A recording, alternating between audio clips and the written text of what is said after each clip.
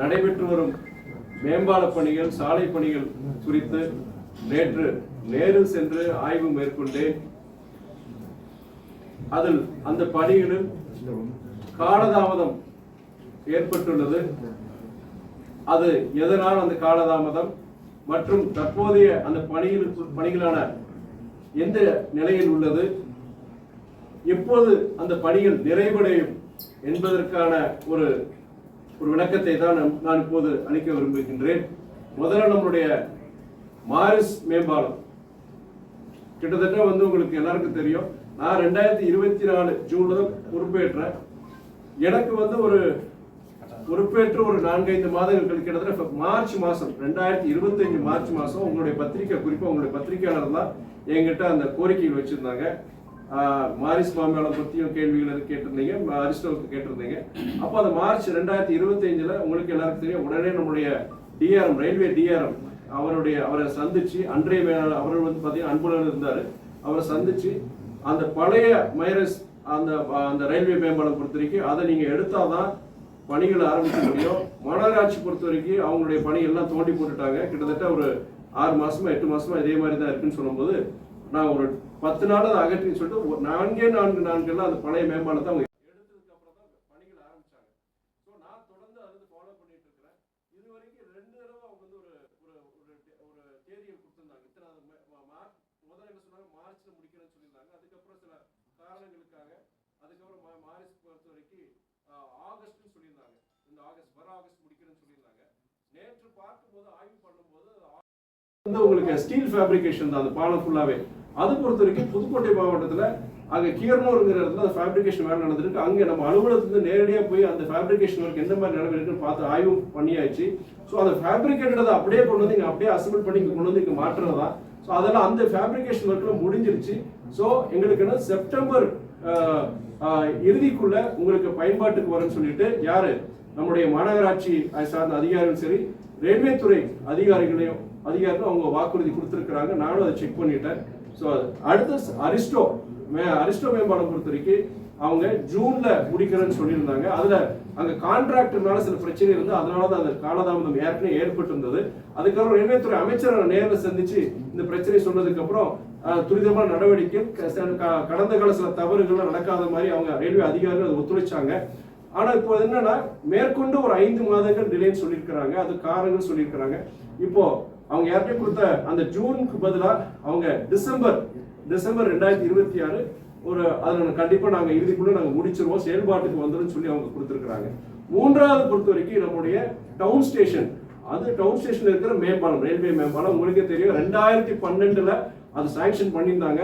2012 sanction பண்ணதுக்கு அப்புறம் land acquisition, நில கையகப்படுத்தல நிறைய பிரச்சனை சுப்ரீம் கோர்ட் வரைக்கும் போனாங்க. அதுக்கப்புறம் 2018 தான் நில கையகப்படுத்துற அந்த இதெல்லாம் ஒரு தீர்வு ஏற்பட்டு 2023 தான் ஃபண்ட் செலக்ஷன்ல ஆகி அந்த பணிகள் தொடங்கினாங்க. 2023 ஆரம்பிச்சாலுமே இப்போது வரைக்கும் பாத்தீங்கன்னா கொஞ்சம் நிறைய காலதாமதம் ஏற்பட்டிருந்தது. இப்போ நான் அந்த அந்த இடத்துல போயிருக்கும் போது அங்க இருக்கிற எலக்ட்ரிக்கல் கேபிள் பொறுத்த வரைக்கும் அதை எடுத்தாதான் அவங்க ரயில்வே துறை வேலை செய்ய முடியும்னு சொல்லும் பொழுது அவங்க அங்க இருக்கிற நம்மளுடைய மின்வாரி அதிகாரிகளும் மூத்த அதிகாரி அவங்கள வர வச்சு பேசும்பொழுது அவங்களுக்குள்ள ஒரு ஒத்த கருத்து ஏற்படலை. நேற்று மாலை மறுபடியும் இங்க அதோட தன்மை ரொம்ப மோசமா இருந்துச்சுன்னா அது ரொம்ப மிகப்பெரிய விபத்து வரதுக்கு வாய்ப்பு இருக்குன்னு சொல்லிட்டு தான் அதை மாத்தி கொடுக்குறோம். அது ஒரு அடிக்கு அந்த மண்ணை மாத்தி கொடுக்குறோம்னு சொல்லிட்டு நம்ம திருச்சி மாநில அறிக்கை கொடுத்துருக்காங்க. 2027 டிசம்பருக்குள்ள மாத்திருன்னு சொல்லிட்டு. ஆனா இப்போ இருக்கிற விமான சேவைகள் இருக்கும்போது அதை மாற்ற முடியாத சூழ்நிலை இருக்கு. இந்த ரன்வே எக்ஸ்பான்ஷன் பண்ணிட்டா வச்சுக்கோங்க. இப்போ அந்த புதுசா எக்ஸ்பேண்ட் பண்ண அந்த பகுதியில பொறுத்த வரைக்கும் இப்போ அந்த விமான சேவைகள் மறுபடியும் அதை தொடங்கலாம். அந்த பழைய இடத்துல அந்த ரிப்பேர் ஒர்க் அந்த பண்ணலாம், அவங்க மண்ணை மாற்றி செய்யற வேலையை பண்ணலாம். இப்ப இதை கருத்தில் கொண்டு நம்முடைய ஒன்றிய அரசு சரி, நம்முடைய விமானத்துறை அமைச்சரும் சரி, இந்த விமான நிலைய அந்த ரன்வே எக்ஸ்பான்ஷனுக்கு உண்டான அந்த நிதி 350 கோடியை விரைவில் அவங்க சாங்ஷன் பண்ணுங்கிறது என்னுடைய அன்பான ஒரு வேண்டுகோள். இது இனிய காலதாமதம் செய்யாதீங்க. கிட்டத்தட்ட 13-14 வருஷமா அந்த ரன்வே எக்ஸ்பான்ஷன் பேசிட்டே தான் இருக்கிறோம். நம்முடைய தமிழ்நாடு அரசு, நம்முடைய திருச்சி மாவட்ட நிர்வாகம் சிரமப்பட்டு நம்ம திருச்சி மக்களும் சரி அவங்களுடைய தங்களை நிலங்களை கொடுத்து இப்போ நிலம் கிடைச்சிருச்சு. ஆனா அந்த விரிவாக்கத்துக்கு உண்டான அந்த நிதி 350 கோடியை நம்முடைய விமான போக்குவரத்து துறை அமைச்சகம் அதுக்குண்டான நிதியை உடனே கொடுக்கணும்.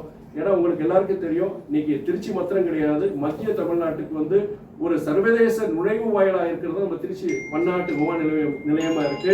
இங்க தொழில் வளர்ச்சிக்கு சரி, இன்னைக்கு பல்வேறு இன்னைக்கு இதுக்கு வந்து இந்த தொழில் வளர்ச்சிக்கு சரி, திருச்சி மாத்திரம் கிடையாது, மத்திய தமிழ்நாட்டுடைய தொழில் வளர்ச்சிக்கு இந்த விமான நிலைய வளர்ச்சி பெரிதும் பங்களிக்குங்கிறது எல்லாருக்கும் நமக்கு தெரியும். இனியும் காலதாமதம் ஆகக்கூடாதுன்னு என்னுடைய அன்பான வேண்டுகோளை நான் இந்த நேரத்தில் காரணம் பத்தி உங்களுக்கே தெரியும். நீங்க மேற்கு ஆசிய பகுதியில பொறுத்த வரைக்கும் நடக்கிற அந்த போர் காரணமாக, ஒரு பதட்டமான சூழ்நிலை காரணமாக, நீங்க ஏற்கனவே உங்களுக்கு தெரியும், உங்களுக்கு கச்சா எண்ணெயுடைய அந்த வருகை நமக்கு கிடைக்காதனால உங்களுக்கு எல்பிஜி கேஸ் சிலிண்டரா இருக்கட்டும், பெட்ரோல் டீசலுடைய விலையெல்லாம் கூடிடுச்சு. இப்ப 4வது முறை அது விலையை ஏற்றி இருக்கிறாங்க. திமுக காண்டி அவங்க சொல்ற கருத்து, இப்ப அதே கருத்து வந்து எல்லா கட்சிகளுக்கும் உகந்ததுதான். தோல்வியை சந்தித்ததுனால கூட்டணி எல்லாமே ஜெயிக்கலாம் அப்படிங்கிற மாதிரி சொல்லியிருப்பாங்க. அந்த கேள்வியும் நானே பதிலும் நானேங்கிற நீங்களே சொல்லி அவங்க என்ன சொல்லியிருக்காங்கன்னா, அவங்க இவங்களுடைய நம்ம இங்க பல விபத்துகள் நடந்திருக்கு, பல உயிர்களை நம்ம இழந்திருக்கிறோம். நம்ம இனியும் காலதாமதம் இருக்கக்கூடாது. புதிய அரசு, நம்முடைய மாவட்ட நிர்வாகம் சரி, இனியும் காலதாமதம் செய்யாமல் நம்முடைய உயர்நீதிமன்றம் கொடுத்த அந்த உத்தரவுகளின்படி அந்த அணுகுச்சாலை சர்வீஸ் ரோடு பொறுத்த வரைக்கும் அந்த பணிகளை முடிக்கணுங்கிறது நான் கண்டிப்பா அதை நான் கவனம் செலுத்துவேன்.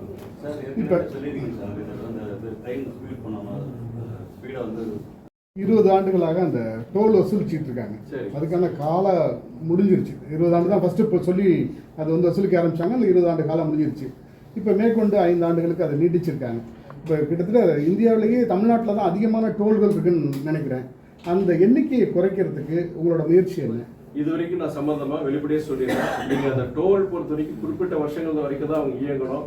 அதுக்கப்புறம் பொறுத்த வரைக்கும் அவங்க அந்த டோல்களை இந்த இது வாங்கக்கூடாதுங்கிற ஒரு இது இருக்கு. சில இடங்கள் எக்ஸ்டென்ஷன் கொடுத்துருக்குறாங்க. இது சம்பந்தமாக இது வரைக்கும் நான் எந்த ரெப்ரஸன்டேஷனும் பண்ணலை. நான் கண்டிப்பாக நீங்கள் இந்த பத்திரிகையில் நீங்கள் கேட்டிருக்கிறீங்க. நான் கண்டிப்பாக இது சார்பாக வந்து நம்ம ஒன்றிய அமைச்சகத்துக்கு சரி, நம்மளுடைய நாடாளுமன்றத்துக்கு சம்பந்தம் கண்டிப்பாக நான் கேட்குறேன். திருச்சி தஞ்சை தேசிய நெடுஞ்சாலையில் நிலம் கையப்படுத்த வேண்டியது இருக்கு, சர்வீஸ் ரோடு போட வேண்டியது இருக்கு. திருச்சி தஞ்சை தேசிய நெடுஞ்சாலை. ஆனா திருச்சி கரூர் தேசிய நெடுஞ்சாலையில 16 ஆண்டுகளுக்கு முன்பே நிலம் கையகப்படுத்திட்டாங்க. படுத்தின நிலத்தை, பணம் கொடுத்த நிலத்தை இன்னும் அந்த விவசாயிகள், அந்த மக்கள் தான் பயன்படுத்திட்டு இருக்காங்க. அதை எடுத்து ரோடு போடக்கூடிய பணி இன்னும் நடக்காம இருக்கு அப்படிங்கிற ஒரு குற்றச்சாட்டை அந்த பகுதி மக்கள் தொடர்ச்சியா சொல்லி மிக பெருந்தன்மையுடன் அந்த 8 ஏக்கர் நிலத்தை அவங்க இலவசமா கொடுத்ததுனால தேசிய நெடுஞ்சாலைத்துறையை பொறுத்த வரைக்கும் அது கிட்ட 95 கோடி அதுக்குண்டான ஃபண்ட் சாங்ஷன் பண்ணிட்டாங்க. ஃபண்ட் சாங்ஷன் பண்ணிட்டு என்னுடைய அறிக்கையிலே வந்திருந்தது. இப்ப என்ன தேர்தல் நேரங்கள் இந்த 2 மாசம் நடந்ததுனால, எலெக்ஷன் கோட் ஆஃப் கான்டாக்ட் இருந்ததுனால எதுவுமே பண்ணல. இப்ப டெண்டர் வந்து இஷ்யூ பண்ணிட்டாங்க.